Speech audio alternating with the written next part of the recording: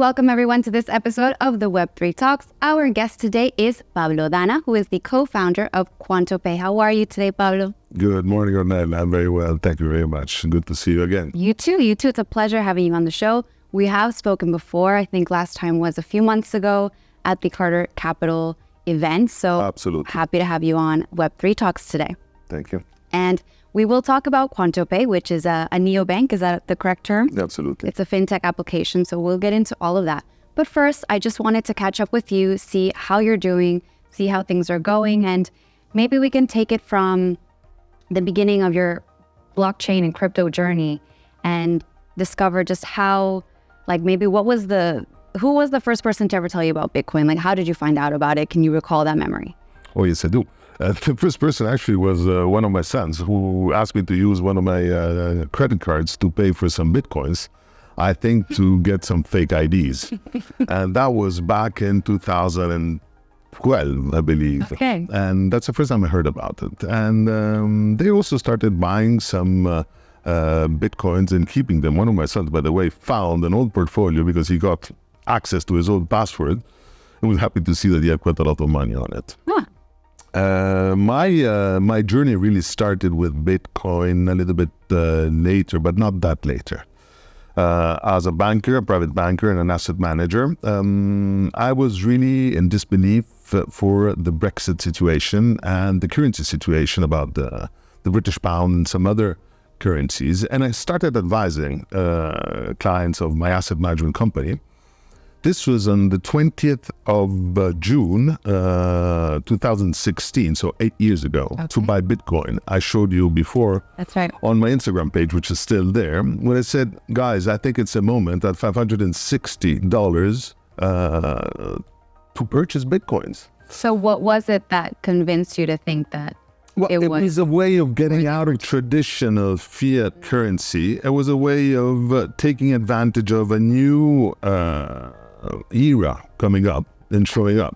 Okay, but you were from the traditional banking world. I am, but I'm also father of 5 children and father of children who are very pointed out into technology. And I'm also an alumni of Singularity University, SU, which taught us about the exponentiality, taught us about robotization, about quantum calculations. So having gone through this technological experience, and this, let's say, multiplication of speed, I was brought up with the blockchain situation. I was brought up with the crypto. Not that the crypto is something new. I mean, we didn't invent anything. I mean, crypto goes back to when we used to trade the salt, when we used to trade with pepper and spices, or iron. It's barter. I mean, it's just barter. Crypto is a new type of asset you can use for purchasing or selling.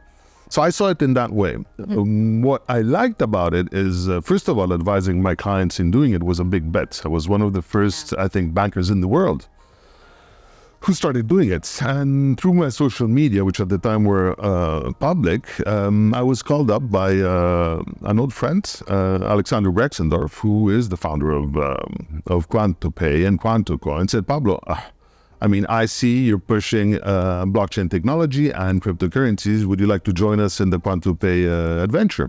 Okay. Which I did, and this was back in 2017. So it started from there. And on the side of my Quantopay that we will maybe discuss after if you want, what we brought as a company, we brought blockchain technology in the world of football. We were the first ones in the world who also brought cryptocurrencies in the world of football. The first ones to pay players, to purchase football teams in cryptocurrencies. This was 2018, 2019. At the time, I can tell you, people were not really open. They did not understand. And we're not talking about places like Dubai, London, or the United States. I'm talking about countries such as Italy, Spain, where we were paying and purchasing teams and adopting the blockchain. Okay, so we'll get into all of that. But I just want to remark on your story with your son. I love that because it was actually my dad that got me into crypto. Okay. Yeah, so I love when it's like family helping each other and supporting each other and updating each other on what the new tech is.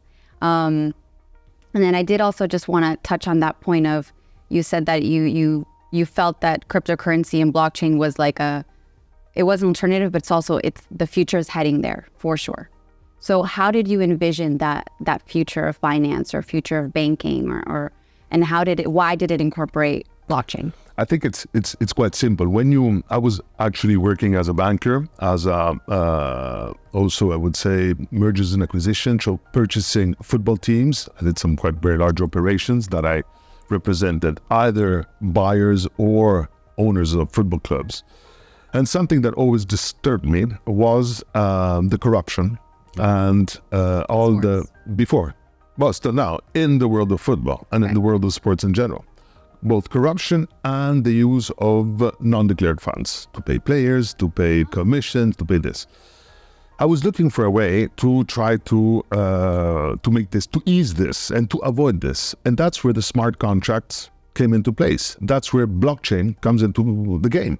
And that's where adapting new technology, a technology that comes actually from the dark web, a technology that comes from the opposite, using that same technology to make things clear, to avoid corruption and to leave a trace on payment, transparency. Mm-hmm. So that's what really pushed me to get involved in it.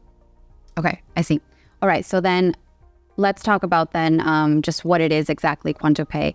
So it is a financial fintech application. It's also a card, right? It's a physical and virtual card that you have right here. We have it here. This is our cards.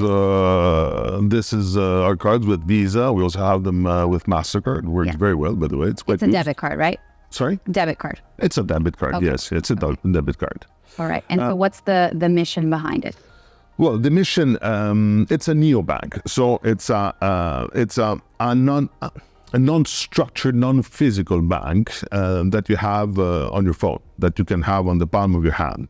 Not only a bank that serves countries who don't have access to banking solutions or who are too far from banks, for example, but it also gives you access to a lot of decentralized finance, DeFi, what we can call decentralized financial structures that you can adapt to the platform. It goes from lending, micro-lending, insurance, community talks, communications, like WhatsApp. I'll give you a stupid example. We were approached by a very important sports federation, which is not a football federation, that only in Italy had 120,000 members, and they asked us if we could, with Quantopay, adapted to their federation for not only all their payments, because they had small payments for every member, but also for their community of 120,000 members, to explain them that they have tournament tomorrow, that they could buy this product. So kind of a community social network that would be integrated within Quantopay. At the same time, they could use that to pay their membership, but they could use it to receive loans, for example, in the purchases of certain products linked to the sports. So it was really a global financial, social community tool that we created using the blockchain technology. Okay, so is this mainly for sports fans? No, not at all. I mean, sports, it was because it's a community, and we were called in the beginning by a federation, but it's really open to anybody. It's open to countries which have difficulties in accessing banks. Not only to countries. I saw an article the other day, I'm half Italian. In Italy, 4 women out of 5 do not have a bank account. That's crazy in today's day and age. It's madness. And I think we also talked about that last time we met, and we also did the interview. It's something that struck me. A country which seems quite civilized, who women do not have access for 1,000 reasons, of which I don't want to enter today. But for those same reasons, there are billions of people everywhere that don't have access to bank accounts. Many workers, many people who just simply don't have their papers in up to date or don't have a sufficient amount in the bank, don't have access. Right. Also in this country. I mean, to open a bank account in this country, it's not easy. So try to imagine in countries, for example, in Africa, in other parts of Asia, how difficult it is. South America. I was speaking to some friends in Argentina, in Brazil, in Mexico, in Venezuela. It's so difficult. I mean, it seems something stupid. A bank account is something like a luxurious good. So is Quantopay a way to bank those that are unbanked? Absolutely. It's the proper help to all those who are unbanked. We're talking about billions. We're talking about 4 to 5 billion people. So it's just crazy. Now, when we started this, it was like, okay, we could not imagine how quickly it would go. We're now, let's say, licensed for the financial, let's say, scope within more than, I think, 33 countries. Okay. And little by little, with our partners, with Solaris and Contis Bank, we're moving on to open up this radius to more countries and to more people. Right. So how does it work exactly? Like, how can someone apply or sign up for Quantopay card? It's very simple. Well, now it's a moment we just took it up because we are in a financial situation in which we're preparing the IPO, and we don't want to have people coming in and using it too much, so we blocked it automatically for a certain time. But or else it's quite easy. It wasn't in beta. Yes, absolutely. Prior, right? Yes, you just simply apply it. You download it from App Store or Google. You put in your name, and then you have a face recognition KYC, which is Know Your Customer, which is done by Onfido, which is also another one of our partners, who asks you to show an ID with your face. And basically, you're done. I mean, it takes 5 to 10 minutes to be onboarded. From there, you can use it by sending either crypto or traditional currency. Okay. And you can have different accounts in different monies. So then, what's the main benefit if I'm comparing to my American Express or my MasterCard? Why would I choose a Quantopay card? Well, first of all, the cost. There are no costs involved. Like annual fees or transaction fees? You can have annual fees because we will be asking annual fees on different types of cards with different types of benefits you can have on those cards. And benefits and can go from insurance to kickbacks, retrocessions. But the most important is there are no fees in the transaction when you pass from one account to the other. The speed, even if today the speed is not that important anymore because everybody got up to speed in the transactions, but it's still 24-hour, 7/7, 365 evolution. But it's this community. It's this fact that you can use then your card for a number of reasons. You're a school, you can give all the students of the school the card and they will communicate through the application. It's the community environment. You are a city. You can use the city. We're now requested by a big country in Northern Africa to become a kind of for the central bank, the way to communicate certain not only advertisement, but messages that we want to convey to their clients, to the clients of all the other banks. Right, when it comes to finances. But not only. I told you the example of a sport federation. Right. Well, in that case, it was a equestrian federation. But if the equestrian federation wants to tell that in the city of Sao Paulo, there's now 6 matches, and the 6 matches we're looking for riders, you would receive it on your platform, on your Quantopay platform. You want to then register. You register with your Quantopay. So it becomes already your way of guaranteeing without putting money who you are. It's a proof of who I am. It's a digital signature also. And this community also drives other demands. We ask the community, where should we aim? Where should we maybe also use the money? Where should we spend? What type of service do you need? And that's where this community comes back to us and gives us, well, the first thing we would like to see you is reinvesting money to save the oceans. Okay. We didn't think about that. I did want to ask, because I know that you recently had a large fundraising round. Yes. So where was that money allocated towards? What did it go towards? Well, the money was allocated, first of all, it's a round that has started. It's not finished yet. It's a round that started because we have been reevaluated and we have some external investors who asked to join. a part of this money, a big part of the money will be allocated to the development and to the research and to all the, let's say, the improvements we have to bring daily. It's tens and tens and tens of technicians codifying, working, and a big costs and issues is security, cyber attacks, and that's where we have to put a lot of money. Okay. Then some of the funds will be allocated also to our own marketing, where to promote our card, where to promote our community. So which community should we aim to let them know? We have also ambassadors that are promoting it for us. I saw there were a few Real Madrid players, right? Yeah, we have some Real Madrid players, we have some Barça players, we have some very nice people from Patrick Kluivert, Michel Salgado, Roberto Carlos, and many more, to be honest. So does that work to have these public figures promote the company? It does, and it will, in the sense that they're ambassadors, but the day you want your card, you can have your card with Roberto Carlos and maybe to meet him, like we did in the past with Michel Salgado, who could meet fans and other people. Absolutely. So that would be like a perk of being a card holder. You could meet these ambassadors. Yeah, well, that's part of the marketing that everybody will try to do. We have the chance within our group to be in close contact, be very friend with a lot of legends of football and some also actual players. So this helps us also in the development of our product. Of course. All right. So talk to me a little bit more about future plans. I know that there's an IPO in the works. So Yes. what's the timeline or the roadmap that you've got?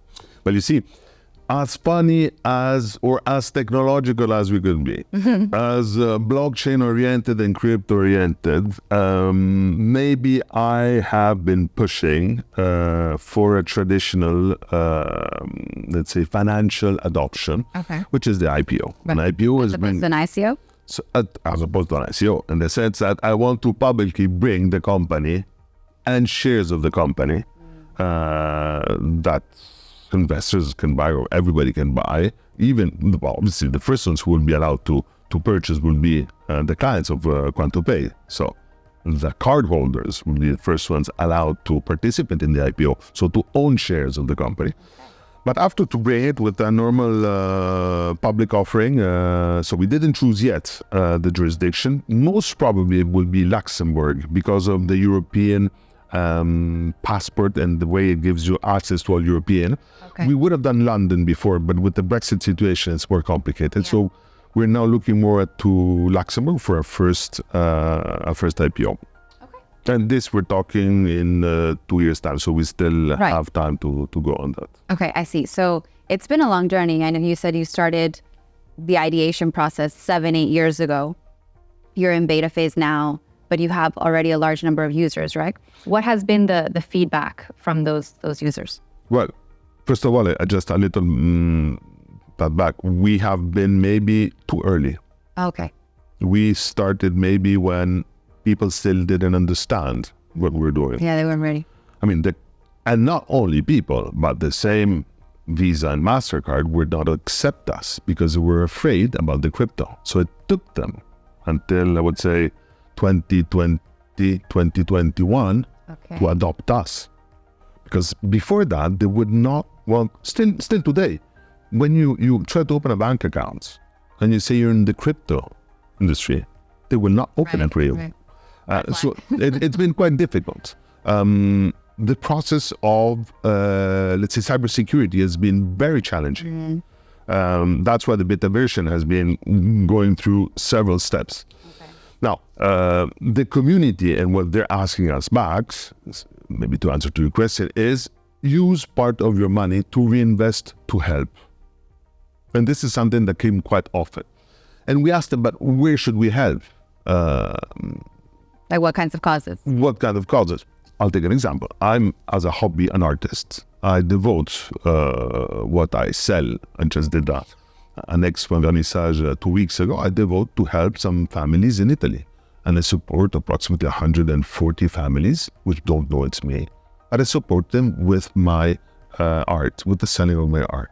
With Quantopay, we decided to ask the community, to ask our users, where should we go? And oceans was the thing that came out the most. Plastic pollution, ocean, and coral. So we're now assisting a foundation which is also with very well-known people that we will follow up very closely, and we will allow also our users, our cardholders, to participate, also to donate if they want, but to participate physically, to go and help within the foundation. All right, I like that. But we thought it was quite interesting because we didn't think, we thought about maybe giving back money to help in cases of war zones. No, the oceans came on one of the, well, actually the one that was picked by the community. Okay, no, I love that. So oceans and football are the main... Football is a marketing environment in which obviously we use football in many countries is like a religion. I mean, we have the capacities of being in that environment, so we're part of that religion as well. Even if I'm not a football fan, but we have the facility of being there. So we will invest a lot in football for our own marketing, our own advertising. Right. If we invest into oceans, it's not for us. It's to help the oceans. It's to help this planet and to respond to what our community, our users, our clients at the end, because our clients are asking us to put our money. Yeah, got to give the clients what they want. All right, you mentioned arts. You are a patron of the arts. So does that mean that you prefer physical art over digital art? Do you like NFTs at all? I don't believe in NFTs. I don't understand NFTs. I don't understand NFTs, so I don't believe in NFTs. I had a couple of NFTs on two of my paintworks. One of them, by the way, just will be sold to a friend of my son. But I think physical art is still what I need as an artist, as a 57-year-old person, coming from a family of art collectors. I need to see, I need to touch. Like my paintings are very, this is the sensuality of touching them, of feeling the different layers, of having the different structures of paint, of acrylic, of resins that I use.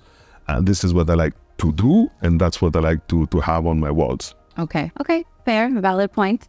I like a mix of both. I like my NFTs, but I also like my physical art. Good. All right. Well, we are running out of time, Pablo, so just wanted to finish up.